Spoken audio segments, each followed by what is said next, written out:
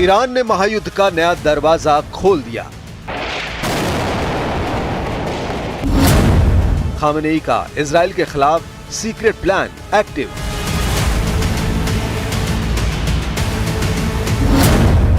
Iraq Syria Lebanon corridor पर युद्ध की आहट।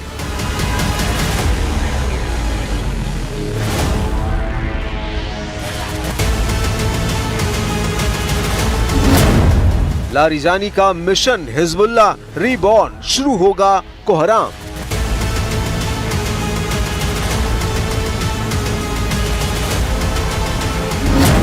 अमेरिकी इजरायली निगरानी से बचने की नई चाल।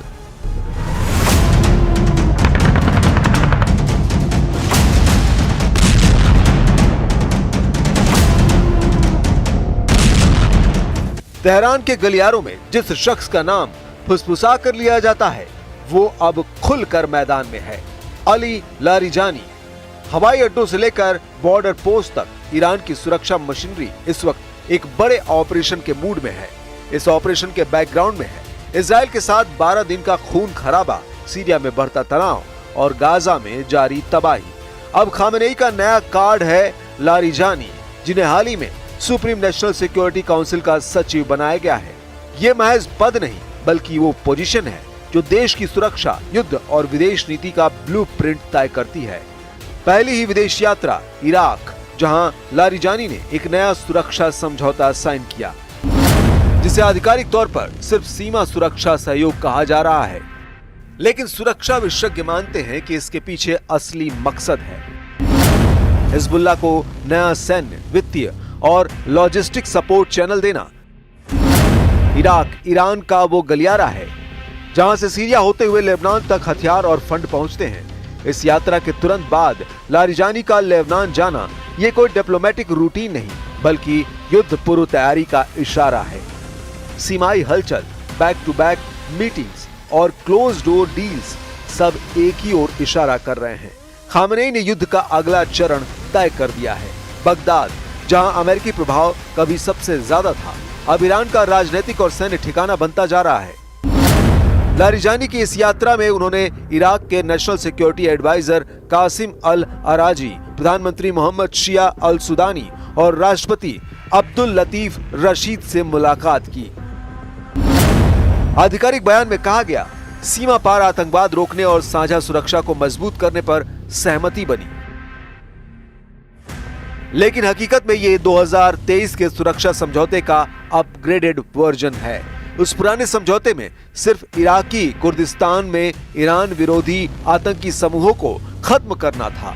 इस बार के समझौते का दायरा पहले से बड़ा है। लॉजिस्टिक कॉरिडोर, इंटेलिजेंस शेयरिंग और क्रॉस बॉर्डर मिलिशिया मूवमेंट पर चुपचाप सहमति। इसका मतलब है इराक के शिया मिलिशिया, खासकर पॉपुलर मोबिलाइजेशन फोर्सेस, अब खुलेआम हिजबुल्लाह के लिए सप्लाई रूट और ट्रांजिट जोन बन सकते हैं। इस पूरे ऑपरेशन को अमेरिका और इजराइल की निगाहों से बचाने के लिए सिविलियन प्रोजेक्ट और रेल कनेक्टिविटी का नैरेटिव दिया गया है। एक प्रस्तावित रेल लिंक बसरा से बेरूत कथित तौर पर व्यापार के लिए है, लेकिन अंदर खाने ये मिसाइल पार्ट्स और ड्रोन कंपोनेंट्स के ट्रांसपोर्ट का हाईवे बन सकता है। अमेरिकी थिंक टैंकों की ताजा रिपोर्ट कहती है कि अगर ये लिंक चालू हो गया तो इजराइल के उत्तरी मोर्चे पर हथियारों की सप्लाई रोकना लगभग असंभव हो जाएगा। ईरान पर्दे के पीछे से जिन तैयारियों में जुटा है, असल में उन तैयारियों के पीछे एक बहुत बड़ी बैकग्राउंड है। पिछले साल इजराइल के हवाई हमलों और ड्रोन स्ट्राइक में हिजबुल्लाह को भारी नुकसान हुआ था। हसन नसरल्लाह समेत कई कमांडर मारे गए, हथियार डिपो तबाह हुए, लेकिन संगठन का नेटवर्क जिंदा है और ईरान के बिना वो कभी खत्म नहीं होगा। लारिजानी का बैरूत पहुंचना यानी सीधे हसन नसरल्लाह के करीबियों के साथ बंद कमरे में मीटिंग। एजेंडा साफ है, सीरिया के जरिए सप्लाई चेन को फिर से एक्टिव करना, नई जनरेशन के प्रिसिजन गाइडेड मिसाइल सिस्टम देना और ड्रोन तकनीक अपग्रेड करना। साथ ही लेबनानी पॉलिटिक्स में हिजबुल्लाह के गठबंधन को मजबूत करना ताकि अंतर्राष्ट्रीय दबाव, खासकर यूएन और फ्रांस को नेगेट किया जा सके। इजरायली डिफेंस इंटेलिजेंस के मुताबिक ईरान पिछले 3 महीनों से M600 मिसाइलों के पार्ट्स और शायद 136 ड्रोन मॉड्यूल सीरिया के रास्ते भेज रहा है। ये मिशन अगर सफल रहा तो इजराइल के लिए नॉर्दर्न बॉर्डर पर एक नया युद्ध मोर्चा खुल सकता है और ये सब खामोशी से पर्दे के पीछे हो रहा है। एक प्लान वॉर की तैयारी, या कहें खामनेई के ऑपरेशन ट्रू प्रॉमिस 3 की तैयारी। कुछ ऐसा ही इशारा किया गया है हिजबुल्लाह के चीफ नईम कासिम की तरफ से, जिन्होंने हाल ही में एक टेलीविजन भाषण में इजराइल को सीधी धमकी दी। उन्होंने कहा कि अगर इजराइल ने लेबनान पर व्यापक युद्ध शुरू किया तो इजराइल के भीतर मिसाइल हमला होगा। कासिम ने साफ किया कि ऐसे किसी भी हमले की स्थिति में हिजबुल्लाह, लेबनान की सेना और वहां की जनता मिलकर जवाबी कार्रवाई करेंगे।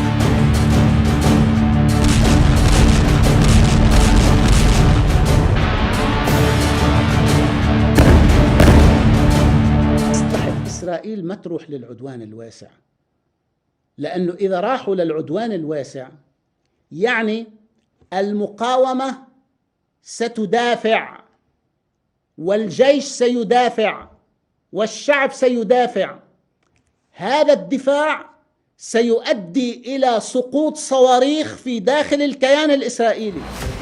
ईरान से लेबनान तक हथियार पहुंचाने का सबसे अहम मार्ग है सीरिया कॉरिडोर। ये रास्ता दशकों से एक्टिव है, लेकिन 2011 के बाद जब सीरिया गृहयुद्ध में फंसा तब ये और भी रणनीतिक हो गया। दमिश्क से होते हुए हिजबुल्लाह के गढ़ दक्षिणी लेबनान तक पहुंचने वाले ये रास्ते आज भी ईरान हथियारों की नसें माने जाते हैं। इजराइल ने कई बार इस सप्लाई लाइन को तोड़ने की कोशिश की। 2013 से लेकर 2025 तक उसने सीरिया में सैकड़ों हवाई हमले किए, जिनका आधा से ज्यादा टारगेट यही वेयरहाउस और काफिले थे। लेकिन नई बात यह है कि अब ईरान ट्रांसपोर्ट का पैटर्न बदल रहा है। पहले हथियार सीधे काफिले से भेजे जाते थे, अब उन्हें कंस्ट्रक्शन मटेरियल, एग्रीकल्चर इक्विपमेंट और ह्यूमैनिटेरियन एड के रूप में भेजा जा रहा है। सीरिया में तैनात ईरानी रिवोल्यूशनरी गार्ड्स की Quds force in transit points को शिया मिलिशिया और सीरियन आर्मी के साथ मिलकर मैनेज कर रही है। यही वजह है कि लारिजानी के इराक लेबनान दौरे में सीरिया के रास्ते की सिक्योरिटी पर भी चर्चा मानी जा रही है। अमेरिकी रक्षा विभाग के एक ताजा बयान में कहा गया है, अगर ईरान सीरिया कॉरिडोर को पूरी तरह सुरक्षित करने में कामयाब हो गया तो हिजबुल्लाह का रीआर्मिंग को रोकना लगभग असंभव होगा। इसका सीधा मतलब है कि ये सिर्फ डिप्लोमेसी नहीं बल्कि एक पूरे फ्रंट की लॉजिस्टिक वॉरफेयर तैयारी है। यही वजह है कि लारिजानी की मूवमेंट ने वॉशिंगटन और तेल अवीव दोनों में अलार्म बजा दिया है। अमेरिका जानता है कि इराक में ईरान का बढ़ता प्रभाव सीधे सीधे अमेरिकी सैन्य ठिकानों के लिए खतरा है, जबकि इजराइल के लिए सबसे बड़ा डर यह है कि नॉर्दर्न फ्रंट दोबारा एक्टिव हो जाए। अभी गाजा में हमास के खिलाफ उसकी आधी ताकत लगी है। ऐसे में हिजबुल्लाह अगर इजराइल और ड्रोन बरसाने लगा तो ये दो मोर्चों का युद्ध बन जाएगा। इजराइल डिफेंस फोर्स के चीफ इयाल जमीर ने हाल ही में कहा, हिजबुल्लाह की ताकत को कम करने के लिए हमें सीरिया और लेबनान दोनों में बिना मौका दिए पहले से स्ट्राइक करनी होगी। अमेरिकी थिंक टैंक CSIS यानी centre for strategic and international studies की रिपोर्ट बताती है कि शायद 136 ड्रोन और M600 मिसाइल के स्टॉक हिजबुल्लाह के पास अगर अगले 6 महीने में पहुंच गए तो इजराइल के एयर डिफेंस को 24/7 एक्टिव रखना पड़ेगा, जो बेहद महंगा और संसाधन खपत वाला होगा। वॉशिंगटन इस वक्त बगदाद पर दबाव डाल रहा है कि वो ईरान इराक समझौते को सिर्फ काउंटर टेररिज्म तक सीमित रखे, लेकिन बगदाद में बैठे सुदानी जानते हैं ईरान को नाराज करना उनकी अपनी सरकार के लिए आत्मघाती होगा। यही वजह है कि अमेरिका फिलहाल सिर्फ निगरानी और सीक्रेट ऑपरेशन पर भरोसा कर रहा है। इस पूरी कवायद में सबसे अहम सवाल यही है, क्या ये खामनेई का ओपन वॉर सिग्नल है? लारिजानी का एक साथ इराक और लेबनान जाना, पुराने समझौतों को अपग्रेड करना और हिजबुल्लाह के पुनर्निर्माण में हाथ डालना, ये सब महज इत्तेफाक नहीं हो सकता। ईरान की आंतरिक राजनीति में भी ये मूवमेंट बड़ा मैसेज है। हाल ही में खामनेई ने रिवोल्यूशनरी गार्ड के कई सीनियर कमांडरों से मीटिंग की, जिसमें नॉर्दर्न थ्रेट थ्योरी पर चर्चा हुई, यानी इजराइल पर उत्तर से हमला। ईरानी मीडिया इसे प्रतिरोध की वापसी बता रही है, जबकि पश्चिमी मीडिया इसे प्रॉक्सी वॉर को नई जान देने की कोशिश मान रहा है। खामनेई का मानना है कि अगर लेबनान में हिजबुल्लाह मजबूत होता है तो गाजा में हमास पर दबाव कम होगा और इजराइल की रणनीति उलझ जाएगी। इसी वजह से लारिजानी ने बेरूत में जो बयान दिए उनमें लेबनान की संप्रभुता और राष्ट्रीय एकता जैसे शब्दों का इस्तेमाल किया गया, लेकिन इन शब्दों के पीछे असली मकसद है युद्ध की तैयारी। ईरान का ये नया मूवमेंट सिर्फ इजराइल को नहीं बल्कि खाड़ी देशों को भी बेचैन कर रहा है। सऊदी अरब और यूएई ने पिछले साल ईरान के साथ रिश्ते सामान्य किए थे, लेकिन वे जानते हैं कि हिजबुल्लाह की बढ़ती ताकत उनके लिए भी बैकफुट ला सकती है।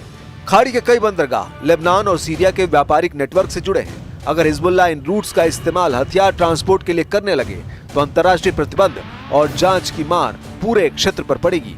साथ ही यमन में हूती विद्रोहियों को मिल रहा ईरानी समर्थन और लाल सागर में शिपिंग हमले, ये सब मिलकर एक रीजनल एस्केलेशन की तस्वीर बना रहे हैं। कतर जैसे देश जो लेबनान में राजनीतिक निवेश रखते हैं, वे भी इस डेवलपमेंट को चुपचाप मॉनिटर कर रहे हैं। ओमान जो अक्सर ईरान के लिए बैक चैनल की भूमिका निभाता है, अभी तक चुप है। ये सब कुछ बताता है कि शायद बातचीत के दरवाजे फिलहाल बंद हैं।